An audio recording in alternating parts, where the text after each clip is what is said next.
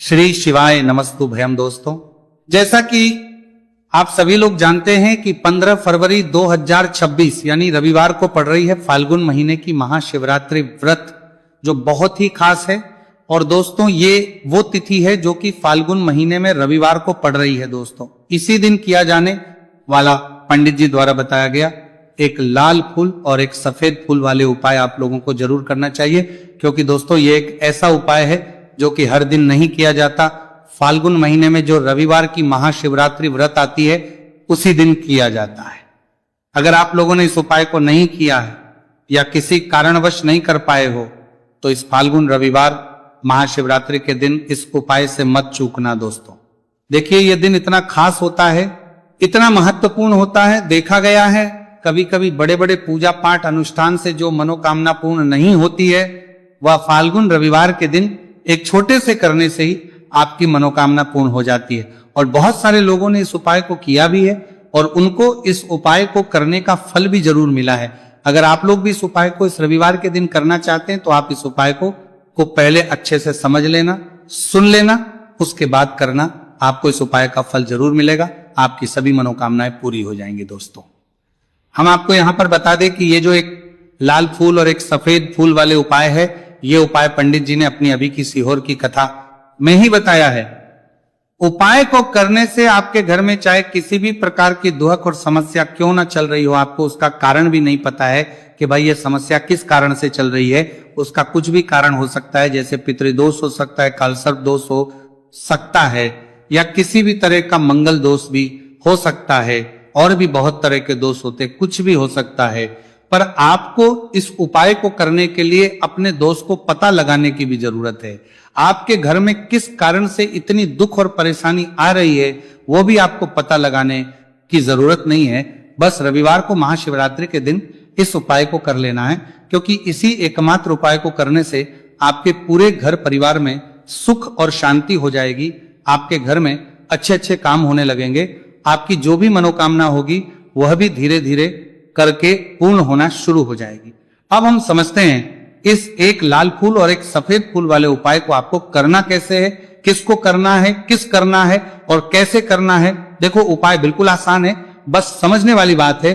ध्यान से समझिए, उसके बाद ही आप लोग जो है इस उपाय को जरूर कीजिएगा। सबसे पहली चीज हम लोग ये समझते हैं कि इस एक लाल फूल और एक सफेद फूल वाले उपाय को इस आने वाली रविवार महाशिवरात्रि के दिन किसको करना है।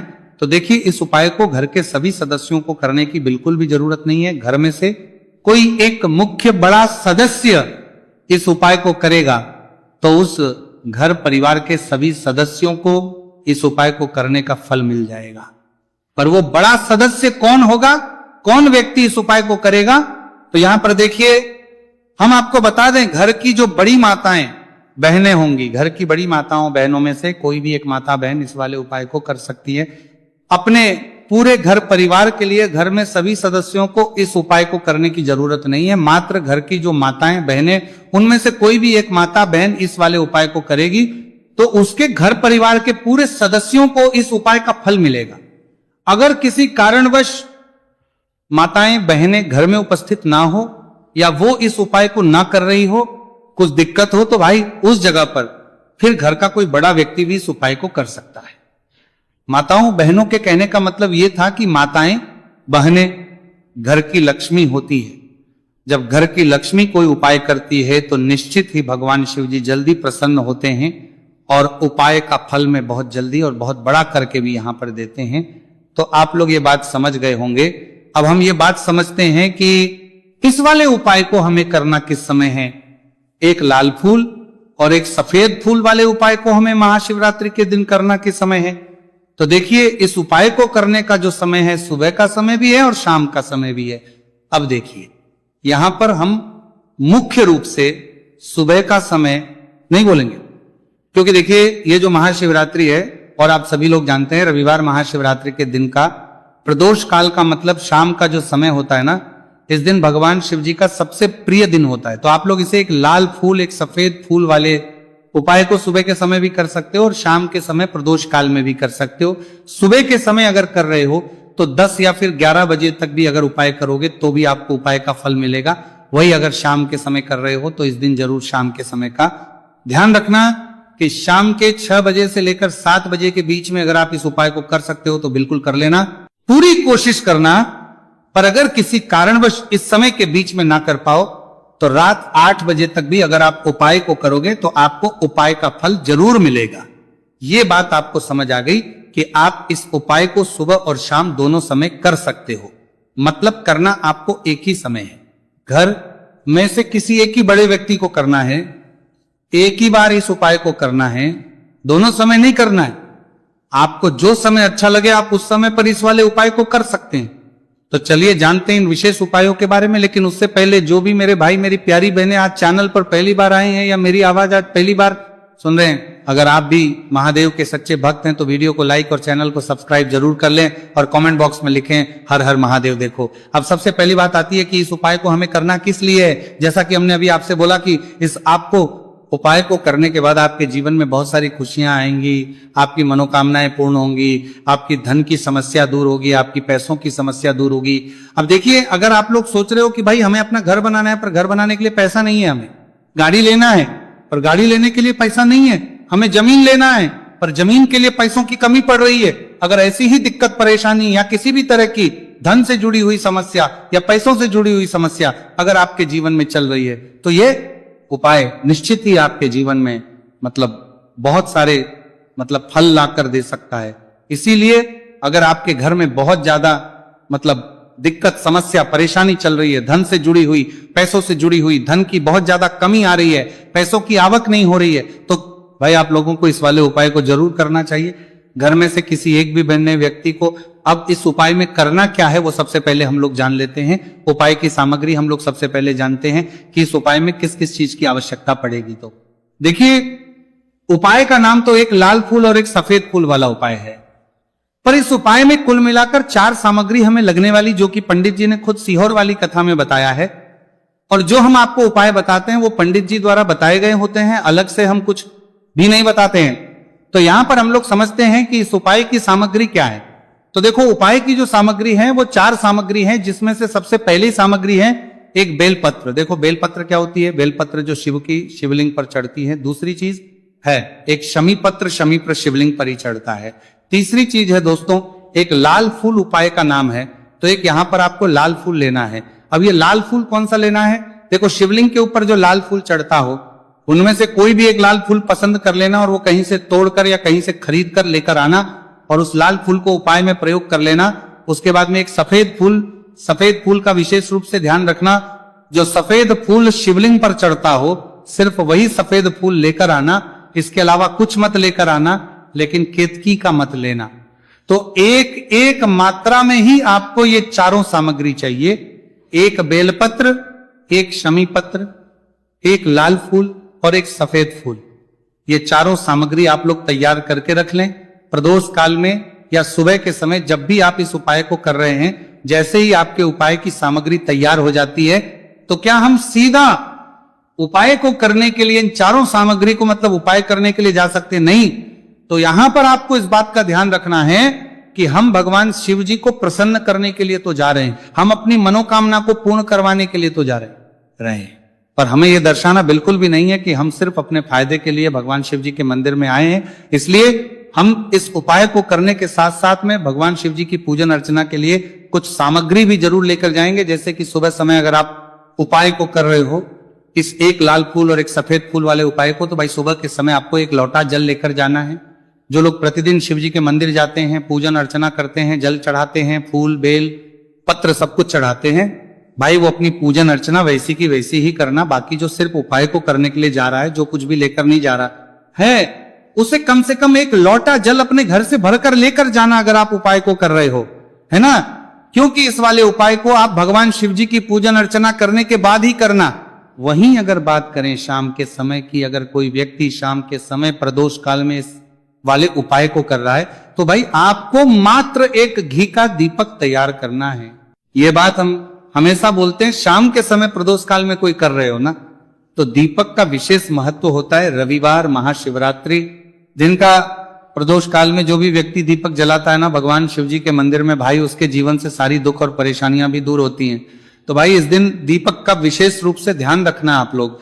अगर आप इस उपाय को शाम के समय प्रदोष काल में कर रहे हो, है ना, ये जो दीपक आप लोगे ये आटे का लोगे। जो आटा आप गूंद दोगे उसके अंदर कुछ भी मत डालना, मात्र सादा आटा लगाकर उसे तैयार कर लेना और एक मीडियम साइज का दीपक तैयार कर लेना। दीपक ना ज्यादा छोटा हो ना ज्यादा बड़ा हो, है ना। उसके बाद में दीपक आपका तैयार हो जाए तो इसके अंदर जो बत्ती रखोगे वो गोल बत्ती रखोगे। देखो गोल बत्ती भी दो तरह की होगी, एक बाजार की और एक घर वाली। तो कोशिश करना अपने घर में जो रुई रखी हुई है उस रुई से आप लोग एक गोल बत्ती अपने ही हाथों से बनाओ। उपाय का फल अच्छा मिलता है। भगवान शिव जी जल्दी प्रसन्न होते हैं। जब हम किसी भी उपाय को अपने हाथों से परिश्रम करके तैयार करते हैं तो आपको उस दीपक के अंदर एक गोल बत्ती रख देनी है। इसके अंदर जो चीज आप लोग डालोगे वो डालोगे शुद्ध देसी गाय का घी। इस बात का विशेष रूप से ध्यान रखना, शुद्ध देसी गाय का घी ही डालना है, तेल वगैरह नहीं। आज के दिन तो मत डालना, रविवार महाशिवरात्रि के दिन, क्योंकि भगवान शिव जी का सबसे प्रिय दिन और प्रिय समय पर हम लोग इस वाले उपाय को कर रहे हैं। तो थोड़ा सा शुद्ध गाय का घी इतना डालना कि वो दीपक कुछ समय तक चल सके। ना बाजार वाला मिलावटी घी डालना, ना भैंस का घी डालना, शुद्ध देसी गाय का घी। आपको ढूंढने में थोड़ी मतलब मेहनत लगेगी और महंगा भी मिलेगा, पर गाय के घी से भगवान शिव जी प्रसन्न होते हैं और उसी शुद्ध देसी गाय के घी से घर में बरकत भी बनी रहती है और हमारे घर में सुख शांति भी बनी रहती है। इसलिए शुद्ध देसी गाय का घी अपने घर में हमेशा रखा करो। वो भगवान शिव जी के कार्यों में भी उपयोग में आता है और उपायों में भी हम लोग प्रयोग कर सकते हैं। तो यहां पर आपकी सारी तैयारियां हो चुकी हैं। उपाय को करते समय शुद्धता का विशेष रूप से ध्यान रखिएगा। सुबह कर रहे हो तो भाई सुबह तो आपको स्नान करना ही करना है। बाकी शाम को कर रहे हो तो शाम को मात्र हाथ मुंह धोकर भी आप लोग इस वाले उपाय को कर सकते हो, कोई दिक्कत वाली बात नहीं है भाई। उपाय की पूरी सामग्री तैयार कर और पूजन सामग्री लेकर आपको भगवान शिव जी के मंदिर पहुंचना है, जो आपके घर के पास में हो, जहां पर शिवलिंग विराजित हो, शिवालय हो, वहां पर आप लोगों को पहुंचना है। और जैसे ही आप भगवान शिव जी के मंदिर में पहुंचते हो वहां जाकर ही उपाय शुरू नहीं करना है। पहले आपको भगवान शिव जी की पूजन अर्चना करना है। पूजन अर्चना कैसे करोगे? सुबह के समय गए हो तो एक लोटा जल वगैरह जो भी पूजन सामग्री लेकर गए हो उससे पहले पूजन सामग्री आप लोग मतलब पूजन भगवान शिव जी की कर लो। जो व्यक्ति सिर्फ एक लोटा जल लेकर गए हैं वो शिव जी के शिवलिंग पर मात्र एक लोटा जल एक धारा से धीरे धीरे करके चढ़ा लो। अपनी पूजन अर्चना आप लोग जो है पूरी कर लो पहले। उसी के बाद अगर आप शाम के समय कर रहे हो तो पहले जाकर बैठना है। भगवान शिव जी के शिवलिंग के पास में आप जो दीपक तैयार करके लेकर आए हो उस दीपक को पहले जलाना है। ये जो दीपक आप लोग जलाओगे ना, ये किसी और की माचिस से मत जला, अपनी ही माचिस अपने ही घर से लेकर आना और इस दीपक को अपने ही माचिस से जलाना। अगर आपने मंदिर की माचिस या किसी और की माचिस ले ली, इस उपाय को करने में इस उपाय का फल उस व्यक्ति को भी बहुत मिल जाएगा। इस बात का ध्यान रखना, अपने घर से अपनी ही माचिस लेकर जाना और इस दीपक को जलाना। दीपक को जलाने के बाद भगवान शिव जी की शिवलिंग के पास में रख देना। शिवलिंग के इतना पास में मत रखना कि शिव जी को आंच लगे, थोड़ी सी दूरी बनाकर ही जो है इस दीपक को शिवलिंग के पास में आप लोग रख दीजिएगा। अब जैसे ही आपकी पूजन अर्चना हो जाती है भगवान शिव जी के शिवलिंग के सामने या आसपास कहीं पर भी बैठ जाइए उपाय को करने के लिए। और उपाय को करने से पहले आप लोग अपनी वो चारों पूजन सामग्री निकाल लीजिए। उपाय की जो सामग्री है वो निकाल लीजिए और भगवान शिव जी के शिवलिंग के ऊपर एक माता अशोक सुंदरी जी का स्थान देख लीजिए। माता सुंदर जी का जो स्थान होता है वो जलाधारी के ऊपर होता है। जलाधारी के बिल्कुल बीचों बीच में होता है। आप लोगों ने देखा भी होगा शिवलिंग की जलाधारी होती है, जलाधारी के बिल्कुल बीचों बीच का जो स्थान होगा वो माता अशोक सुंदर जी का स्थान होगा, क्योंकि यहीं पर हमें ये जो है उपाय को करना है। सबसे पहली चीज, अब हम उपाय को करना शुरू करते हैं। आप सबसे पहले अपनी एक बेलपत्र उठा लो। एक बेलपत्र को आपको माता अशोक सुंदरी जी वाले स्थान पर सबसे पहले समर्पित करना है। बेलपत्र की डंडी का मुख होगा जलाधारी की तरफ जहां से जल बहता है और नीचे गिरता है, और बीच वाली बड़ी पत्ती का मुख मतलब शिवलिंग की तरफ होगा। इस तरीके से आपको इस बेलपत्र को माता अशोक सुंदरी जी वाले स्थान पर समर्पित कर देना है। उसके बाद में अपनी एक शमी पत्र उठा लो जो आप उपाय के लिए लेकर आए हुए हो। शमी पत्र को उठाकर शमी पत्र की भी जो डंडी का भाग होगा वो जल की तरफ करके, जहां से जल बहता है नीचे गिरता है उस तरफ करके, और पत्ती वाला भाग शिवलिंग की तरफ करके इस शमी पत्र को भी उस बेल पत्र के ऊपर आपको समर्पित कर देना है। समर्पित करने के बाद अब आप ले लो अपना एक लाल फूल जो आप उपाय को करने के लिए लेकर आए हुए हो। इस लाल फूल का जो खिला हुआ भाग होगा, चाहे वो गुलाब का फूल हो, चाहे कोई सा फूल जो शिवलिंग पर चढ़ता हो, भाई उस फूल का जो खिला हुआ भाग होगा वो शिवलिंग की तरफ होगा। बाकी जो पीछे का भाग होगा फूल का, वो जलाधारी की तरफ, जहां से जल बहता है नीचे गिरता है उस तरफ होगा। और आखिरी में आपका जो एक सफेद फूल बचा हुआ है, इस सफेद फूल को भी आपको लेना है, और सफेद फूल का जो खिला हुआ भाग होगा वो शिवलिंग की तरफ होगा, जहां पर शिवलिंग रखा हुआ है उस तरफ होगा, और डंडी का भाग जलाधारी के पीछे की तरफ हो जाएगा। मतलब जो जहां से जल बहता है और नीचे गिरता है, जब आप एक बेलपत्र, एक शमी पत्र और एक लाल फूल, एक सफेद फूल चढ़ा रहे हो, तो उस समय आप लोगों को कांता भगवान या कांता चक्र का नाम लेते हुए ही जो है इस उपाय को करना है, और भगवान शिवजी और नारायण जी का स्मरण करते हुए ही इस उपाय को आपको करना है। तो जब भी आप एक बेलपत्र, एक शमी पत्र, एक लाल फूल और एक कमी हो रही है, जो भी दुख और समस्या परेशानी चल रही हो, आपको अपनी वो दुख और जो है भगवान शिव जी से उपाय को पूरा करने के बाद वहीं पर पास में बैठकर बोल देना है, हाथ जोड़ के आंखें बंद करके अपनी परेशानी और श्री शिवाय नमस्तुभयम का जाप करना है।